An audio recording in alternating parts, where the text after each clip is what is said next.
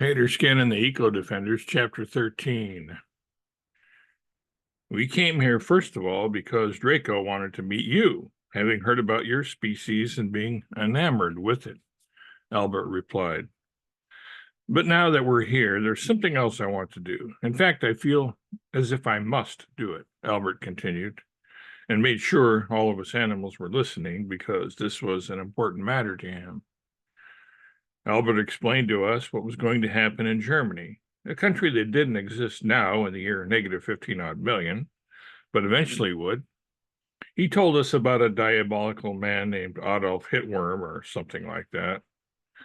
My human friend told us that terrible things would take place if we didn't do anything to prevent them from happening.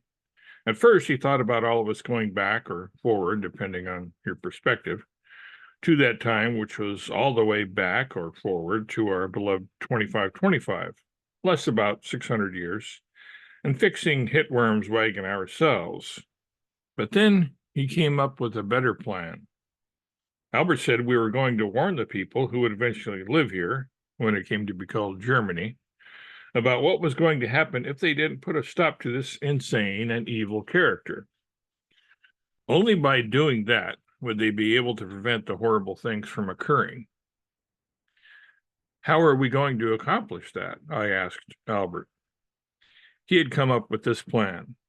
Write a message, a prediction or a prophecy, you might call it, foretelling certain events that would happen down through the ages. This would prove to those who discovered it that the writer of the message knew what he was talking about, or writing about, to be more precise. Then he would warn them about what would happen if they let this Hitworm guy come into power.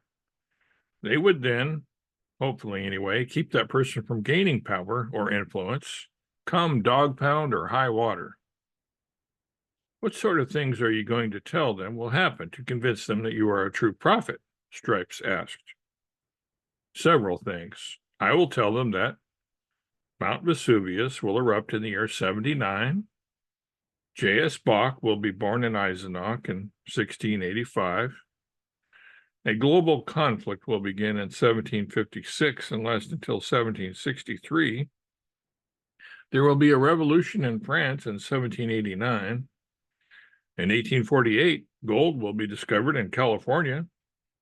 In 1914, a war that will initially be called the Great War will commence, and that a global pandemic will sweep the globe beginning in 1918 and be blamed on the Spaniards, Albert answered.